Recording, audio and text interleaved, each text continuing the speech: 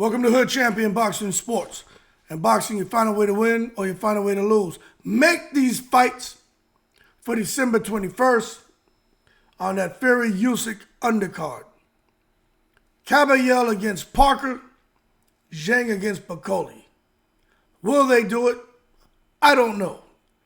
But one thing I'll tell you is, Zhang hasn't been in that ring for a little while now. He's ready to get back in after Wilder. Parkler hasn't been in that ring for a while. He's ready to get back in after Gerald Miller. Now, Parkler and Zhang, there was a contract in place for there to be a rematch after Parkler beat Zhang. But the Turkey Al-Sheikh allowed Zhang to go and do something different, and Parkler was supposed to go do something different. Anyway, we would think they would come back at the end of this year and have the rematch. But it looks like that may not be what's happening. Now, what I've learned is when it comes to these fighters and the fights that are being made, these fighters don't have contracts with Eddie Hearn or Frank Warren. They have contracts with Turkey Al-Sheikh, individual contracts. So Zhang Zhang and his team, they have a contract with Turkey Al-Sheikh for so many fights.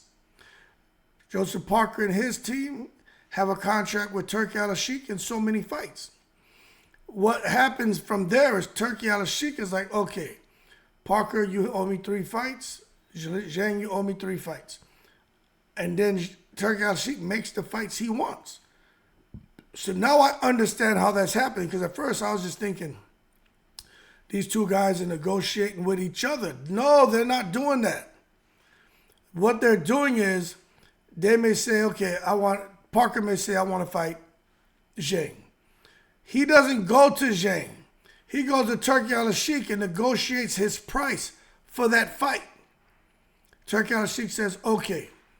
And then Turkey Al-Sheikh goes to Zhang, and then Zhang negotiates his price with Turkey Al-Sheikh to fight Parker. And then Turkey Al-Sheikh says, okay, I'll give you this much. Zhang and Parker don't go back and forth on any negotiations. That's not how this is working. Their promoters aren't going back and forth. They're working directly through Turkey Al-Sheikh. And that's what Turkey Al-Sheikh, his feeling is, you don't need a promoter. I don't need a manager. I work directly with the fighter. That's why the money's being put up is Turkey Al-Sheikh's money. That's why Matchroom, Queensberry, and other promoters, Golden Boy is trying his best to goddamn get as close to Turkey Al-Sheikh as he can, but Turkey Al-Sheikh doesn't care for him. That's why they just sit back and they let things happen, because they get paid too, but they don't put up any money.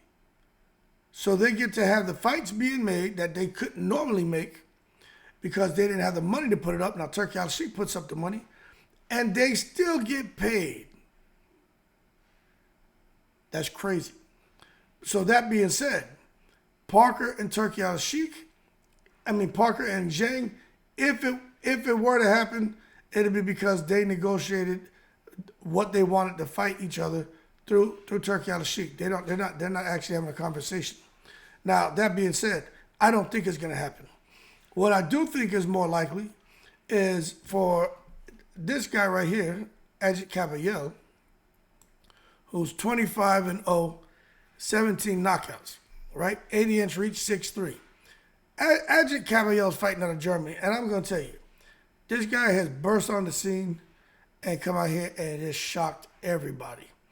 The fights that he's won, let me just show you the last couple of fights, because I'm going to be honest with you.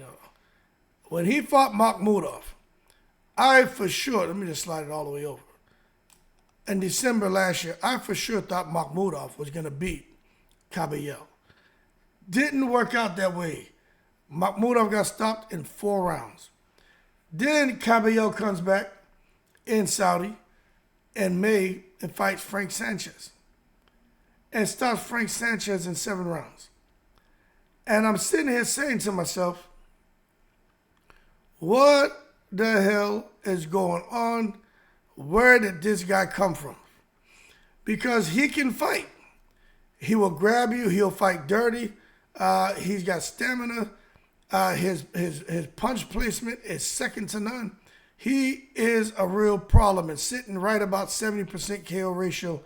That means that he's got some pop in those hands too. Now, I do think for Ajit Kabayel, the perfect fight for him at this moment in time is for him to come and fight, what's his name? Joseph Parker.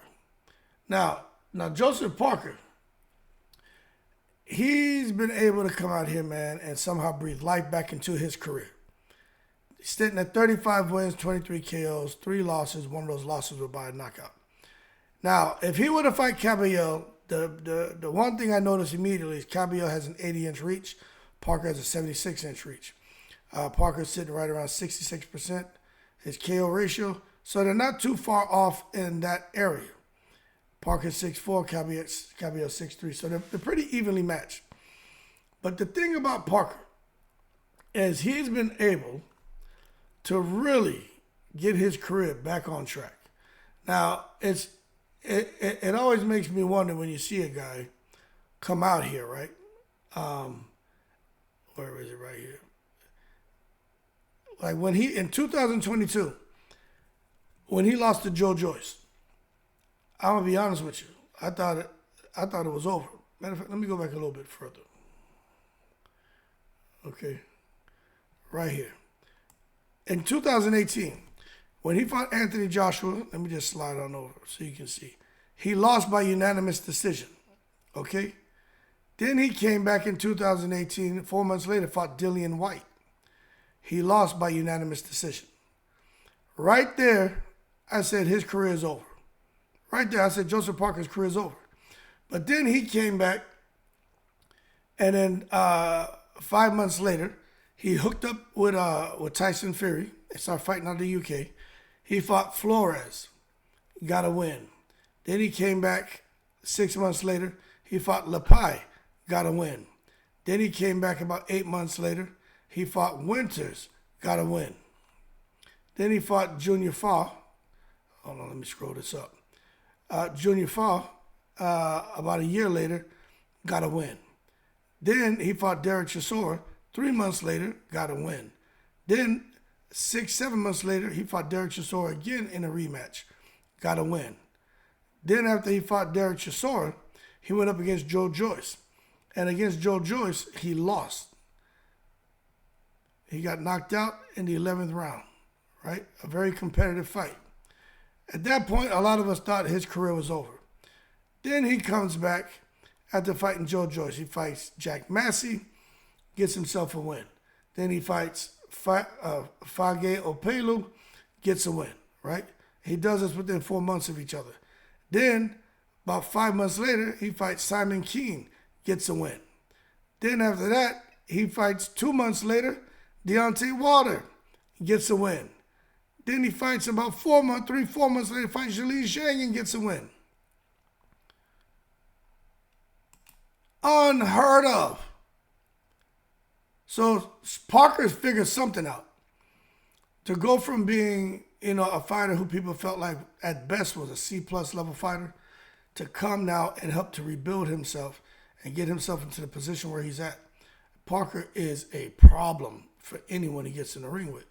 But one thing I'm going to tell you is for Joseph Parker, if in fact he does get the Kabayel fight, that's going to be a tough fight for both of them. Because there's something special about Kabayel. I'm just being real with you, okay? Now, you move beyond that, then you got to talk about, Zhang and Martin Bakole. Let me tell you something when it comes to Martin Bakole, when it comes to Zhang. These two guys are problems. Zhang has proven if he touches anyone he touches, he's going to put him down and more than likely put him out. So Zhang's biggest problem is his stamina. But if you come running in on Zhang, you're going to have issues because he's got that timing. He's a southpaw. That man got bowling balls for fists. All right? But the thing is, if he were to fight a guy like Bakole, right? I don't know exactly how that fight would go. I'm going to be honest with you. Because Bakole is a problem. 21 wins, 16 KOs, 1 loss. That loss was by KO. He has a 76% KO ratio, 6'6". His reach is about 84 inches. Now, most people have never heard of Bakole, or they didn't know who he was till he came out and he beat Jared Anderson. Now, when you take a look at Martin Bakole in his career, you can just scroll on across here and you can see when you look at the guys he's fought, most people don't even know who they are. Carlos Takam, we know who that is. Outside of that, and Jared Anderson, but outside of that, you don't know who they are. Now, when he fought Carlos Takam, he TKO'd him in 4 rounds. He TKO'd Anderson in 5 rounds. But what I'm understanding is when it comes to this guy, Martin Bakole, he is, no kidding, one of the most respected boxers today. Every heavyweight fighter, when they talk about Bakole, they speak about him with a lot of respect. And that's because most of them have sparred him. And Bakole had destroyed all of them in sparring. Made them all quit. Now, that's not me saying this. This isn't me just repeating what Bakole said. This is what other fighters have said about Bakole.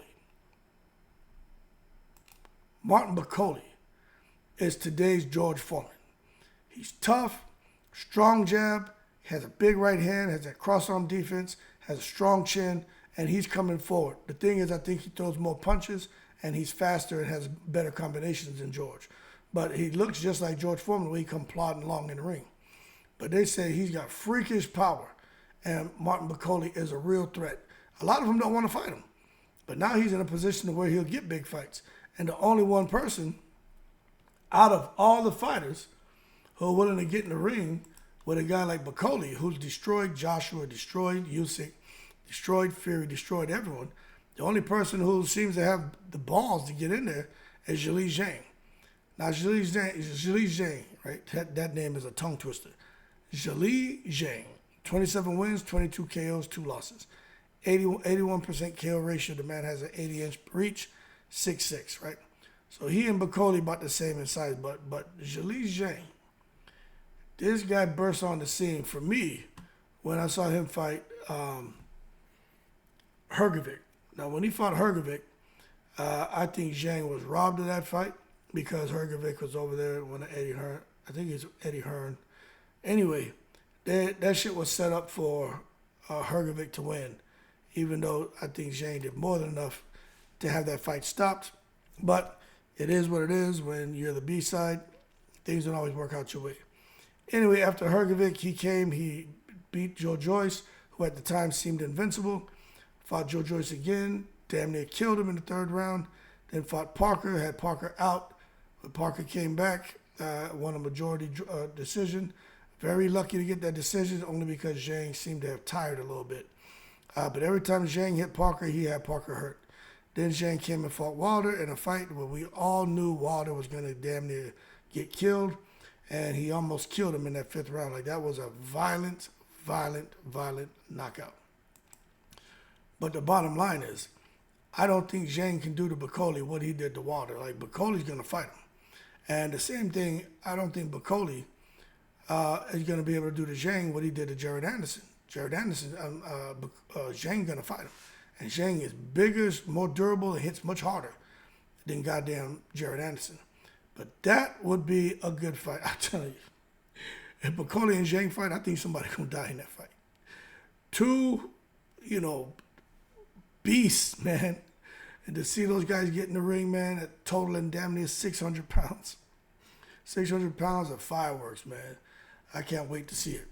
But if Turki Al-Sheikh wants to really strengthen that fight card for Usyk and Fury, a fight that some people feel doesn't make sense to watch because they feel Usyk just, it was so one-sided to a lot of people.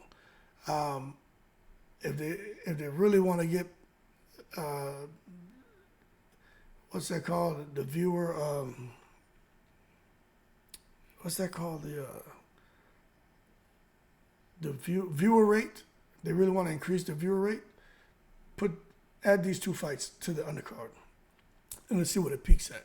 Especially if they're doing pay-per-view, $20, $21. I'd be curious to learn the metrics to see just how pay-per-view performed. Now that they're doing it at $20, $21. Anyway, Parker, Kabayel, that's a toss-up. Zhang and Bakole, that's another 50-50 fight, true toss-up fight. But if they're gonna add fights to that goddamn Usyk and Fury fight card, hey, don't put these fights on here that nobody really wants to see. Yo, make everything a grand slam. That's what we want to see. Everything should be it should knock it out the park with every one of these fights. Anyway, y'all can have your opinions on who you think is gonna win, but I just think for the Usyk Fury undercard, I don't even care to see Usyk and Fury rematch. I'd be there tuning in to watch this shit because these are two fights that I don't know who wins. I really don't. Y'all keep cool in the breeze.